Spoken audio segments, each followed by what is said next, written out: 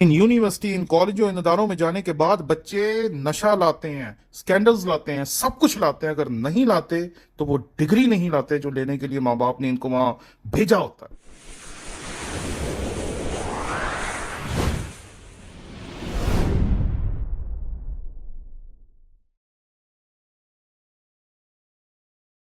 مسیح یسوع کے عظیم و جلیل نام میں آپ کی سلامتی ہو. میرا نام پادری پروفیسر ٹونی ولیم ہے. دنیا میں ایک بہت بڑا استاد ہے جس کا نام وین گروڈم ہے. اس نے ایک علم الہیات کی کتاب لکھی جس کو سسٹمیٹک تھیولوجی کہا جاتا ہے، اور وہ کتاب جو ہے وہ پوری دنیا میں مانی جاتی ہے. اور اس کتاب کو شاید ہی کوئی کتاب مقدس کا ایسا طالب علم ہو جو پچھلی 5 دہائیوں میں کتاب مقدس کی تعلیم حاصل کر چکا ہو اور اس نے وین گروڈم کا یا اس کی سسٹمیٹک تھیولوجی کا نام نہ سنا ہو یا اس کا مطالعہ نہ کیا ہو.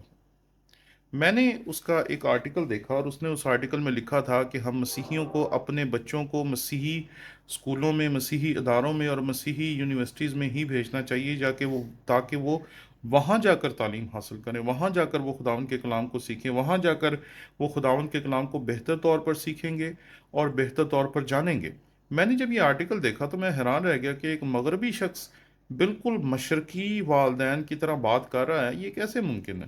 تو مجھے یہ احساس ہوا کہ دراصل اس کی بات جو ہے وہ اپنی جگہ بالکل درست ہے، کیونکہ مشرق میں اور مغرب میں بنیادی فرق کچھ نہیں ہے. دونوں جگہ والدین کے پاس وقت نہیں ہے کہ وہ بچوں کی پرورش کر سکے، انہیں کلام پڑھنا، انہیں دعا کرنا اور ان کو بنیادی ایمان کے اجزاء کے بارے میں سکھا سکیں.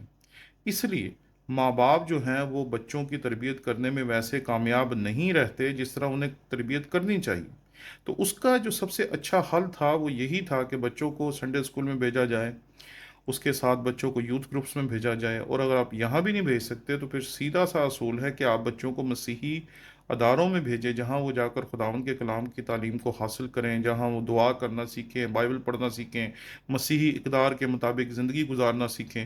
تو اس کا یہ مشورہ بہت درست تھا. میں نے جب اسلامیہ یونیورسٹی بہاولپور کے بارے میں سنا تو میں حیران رہ گیا کہ یہاں ہو کیا رہا ہے کہ استاد ہیں جو گمراہ ہو چکے ہیں. استادوں کا اور سیکیورٹی آفیسر جو کہ اس ادارے کا نگران ہے، ان کا کام ہوتا ہے کہ وہ طالب علموں کی نگرانی کریں، ان کو بے راہ روی سے روکیں، ان کو غلط باتوں سے روکیں، تاکہ وہ درست طور پر، جیسے ایک باغبان جو ہوتا ہے وہ ایک پودے کی پرورش کرتا ہے، اس میں وقت پہ کھاد ڈالتا ہے، وقت پہ اس کی کانٹ چھانٹ کرتا ہے، وقت پہ اس میں پانی دیتا ہے تاکہ وہ پودا بڑے، پھلے پھولے اور وقت پہ پھل دے. اسی طریقے سے اساتذہ کا بھی یہ کام ہے اور اس ادارے کے تمام ملازمین کا بھی یہ کام ہے کہ وہ طلبہ کی مدد کریں. لیکن طلبہ کی مدد کرنے والے کر کیا رہے ہیں؟ طلبہ کی مدد کرنے والے استحصال کر رہے ہیں، جنسی استحصال، یعنی کہ وہ طلبہ کے ساتھ زیادتی کر رہے ہیں، بدتمیزی کر رہے ہیں اور وہ تمام حرکات کر رہے ہیں جو کرنی روا نہیں ہے. میں جب یہ رپورٹ سن رہا تھا جو آپ نے بھی یقیناً سنی ہوگی تو پتہ چلا کہ ایک وہاں کا سیکیورٹی آفیسر ہے، سیکیورٹی کے انچارج کے پاس سے جب موبائل لیا گیا تو اس میں 5,500، 500 کی بات نہیں ہے، 5,500 کی بات ہے. تو 5,500 ویڈیوز ایسی ملیں جو بچیوں کے جنسی استحصال کی تھی، جو طلبہ اور طالبات کی تھیں، جو ان کو نشہ کرتے ہوئے یا نشہ کرنے کے بعد جو ان کی حالت ہوتی ہے اس میں ان کو دکھایا تاکہ ان کی ویڈیوز کو استعمال کر کے ان کا مزید جنسی استحصال کیا جا سکے. مسیحی اداروں کی جو مثال میں نے آپ کے سامنے رکھی، میں یہ مثال آپ کے سامنے اس لیے رکھ رہا ہوں کیونکہ میں ابھی چند دن پہلے کچھ مسیحی یونیورسٹی کے طلباء کے ساتھ تھا تو وہاں میری بات چیت ہو رہی تھی. تو میں نے ان سے پوچھا کہ آپ کے یہاں سگریٹ پینے کا کیا اصول ہے؟ تو جو طلباء نے وہاں مجھے اصول بتایا وہ بڑا عجیب تھا. انہوں نے کہا کہ جب آپ ہماری یونیورسٹی میں سگریٹ پیتے پکڑے جاتے ہیں تو پہلی دفعہ پکڑے جانے پر آپ کو 9,000 روپے جرمانہ ہوتا ہے، دوسری دفعہ پکڑے جانے پر 18,000 روپے جرمانہ ہوتا ہے، تیسری دفعہ پکڑے جانے پہ 36,000 روپے جرمانہ ہوتا ہے، اور چوتھی دفعہ پکڑے جانے پر آپ کو یونیورسٹی سے ٹرمینیٹ کر دیا جاتا ہے، نکال دیا جاتا ہے اور باہر پھینک دیا جاتا ہے. میں جب یہ بات سن رہا تھا تو میں حیران تھا کیونکہ یہ اصول نہ صرف اس مسیحی یونیورسٹی میں ہیں بلکہ پنجاب یونیورسٹی میں بھی ہیں، اور یقیناً یہ دیگر جو یونیورسٹیز ہیں ان میں بھی ہوں گے، کیونکہ پنجاب یونیورسٹی میں بھی طالب علموں کو سگریٹ پینے کی یا کوئی اور نشہ کرنے کی اجازت نہیں. تو ادارے اجازت نہیں دیتے ہیں، تو پھر ان اداروں میں یہ بے روی کیوں ہے؟ کیونکہ سختی نہیں ہے۔ جہاں استاد نشہ فراہم کریں گے، جہاں طالب علموں کو استعمال کیا جائے گا اپنے مقاصد کے لیے، تو پھر ہم طالب علموں کو کس طرح روک سکتے ہیں بے روی سے؟ ہم طالب علموں کو کس طرح روک سکتے ہیں اپنی زندگی میں گناہ کو، بدیوں کو اور بدکاریوں کو آنے سے؟ بچے تو بچے ہیں، وہ نہیں سمجھتے کہ کیا درست ہے اور کیا غلط ہے۔ کتاب مقدس میں لکھا ہے کہ اپنے بیٹے کی اس راہ پہ پرورش کر، یعنی کہ ہمیں اپنے بچے کو سکھانا پڑے گا، ہمیں اپنی بیٹی کو سکھانا پڑے گا، ہمیں انہیں بتانا پڑے گا کہ آپ نے جب جانا ہے تو آپ کو کیا کیا کرنے کو ملے گا، اور آپ نے ان حالات میں کن کن چیزوں سے دور رہنا ہے، کن کن چیزوں سے بچنا ہے، کن کن چیزوں کو آپ کو استعمال نہیں کرنا، کن کن چیزوں سے آپ نے آپ کو بچا کے رکھنا۔ یہ بتانا، سکھانا اور پڑھانا بہت ضروری ہے۔ اور یہ بات یاد رکھیں کہ ادارے لوگوں کو نشوں سے نہیں روک سکتے، ادارے لوگوں کو زناکاری، بدکاری اور اس طرح کی دیگر چیزوں سے نہیں روک سکتے۔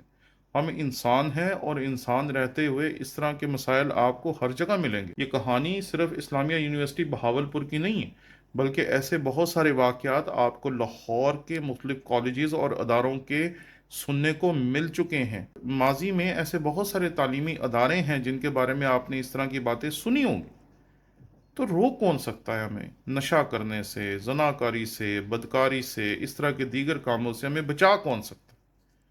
آپ کو ان چیزوں سے اگر کوئی بچا سکتا ہے تو آپ خود ہیں۔ کچھ دن پہلے میں ٹویٹر پہ دیکھ رہا تھا، تو وہاں ایک ٹرینڈ چل رہا تھا جس میں اسلامیہ یونیورسٹی بہاولپور کے بارے میں تھا کہ وہاں یہ سب کچھ اس لیے ہو رہا ہے کیونکہ بچیاں لباس صحیح نہیں پہنتی، بچیاں بے روی کرتی ہیں، بچیاں یہ کرتی ہیں، بچیاں وہ کرتی ہیں۔ میں جب یہ سب کچھ دیکھ رہا تھا تو میں حیران تھا کہ کیا ہم زناکاری کے لیے بھی کوئی صفائی پیدا کر سکتے ہیں کہ زناکاری کی کیا وجہ ہے؟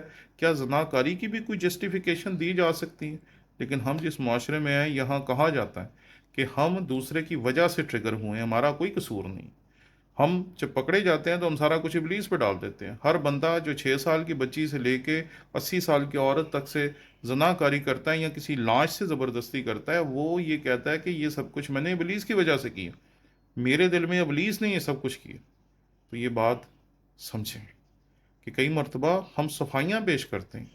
اور میں جب اس ٹویٹر کے ٹرینڈ کو دیکھ رہا تھا تو وہاں لوگوں نے کہا کہ جو بچیاں درست طور پہ لباس نہیں پہنتی، جن کو کپڑے پہننا نہیں آتے، جن کے ماں باپ ان کو صحیح طرح مذہبی اقدار سکھاتے نہیں ہیں، وہ بچیاں غلط کام کرتی ہیں۔ تو وہاں پھر کسی نے شیئر کیا کہ بہت ساری بچیاں ایسی تھیں جو برقع پہن کے بھی نشہ کر رہی تھیں۔ تو ہم اس طرح جسٹیفائی نہیں کر سکتے کہ اگر کسی نے لباس کوئی خاص پہنا ہے تو اس کا اخلاق اور کردار بھی درست ہوگا۔ اس لیے اس حقیقت کو سمجھیں کہ ہمیں آج اداروں کو غلط کہنے کے لیے کہ اسلامیہ یونیورسٹی بہاولپور غلط ہے یا کوئی اور ادارہ غلط ہے، یہ کہنے کی بجائے ہمیں اندر سے مضبوط ہونا پڑے گا اور مضبوط کرنا پڑے گا۔ کیونکہ نشہ ایک ایسی چیز ہے کہ جس نے کرنا ہے اس نے کرنا ہے، جس نے نہیں کرنا اس نے نہیں کرنا۔ جس نے بدکاری کی طرف، زناکاری کی طرف اور اس طرح کے کاموں کی طرف جانا ہے اس نے جانا ہے، جس نے نہیں جانا اس نے نہیں جانا۔ اس لیے اپنے بچوں کو اندر سے مضبوط کریں، ان کے لیے دعا کریں، ان کے لیے روزے رکھیں، اور جب وہ ان اداروں میں جاتے ہیں تو ان کو شترے بے مہار کی طرح نہ چھوڑ دیں کہ صرف پیسے دیں اور وہ جو کچھ مرضی کریں۔ ان کا خیال رکھیں، ان کا دھیان رکھیں کہ وہ یہ سب کچھ کیوں کر رہے ہیں۔ اور اگر کوئی بچہ اس طرح کے کسی مسئلے کا شکار ہو جاتا ہے تو خدا را اس کی مدد کریں، اور یہ بات یاد رکھیں کہ جیسے لوگ اس کا آسان حل نکالتے ہیں کہ خودکشی کر لی، یہ کر لی، وہ کر لی، تو ایسا نہیں کرنا چاہیے۔ ہمیں بچوں کو سمجھانا چاہیے کہ تیرے ساتھ جو کچھ بھی ہو گیا ہے اس کا حل ہے، اور ماں باپ حل ڈھونڈ لیتے ہیں۔ آپ حل ڈھونڈ لیں گے، ہم حل ڈھونڈ لیں گے، اور خدا کرے کہ ہمارا ملک جو ہزاروں ملکوں سے بہتر ہیں، خدا کرے کہ وہ اسلامیہ یونیورسٹی بہاولپور کے اس واقعے سے سیکھے تاکہ اس طرح کے واقعات مستقبل میں رونما نہ ہوں۔ آمین۔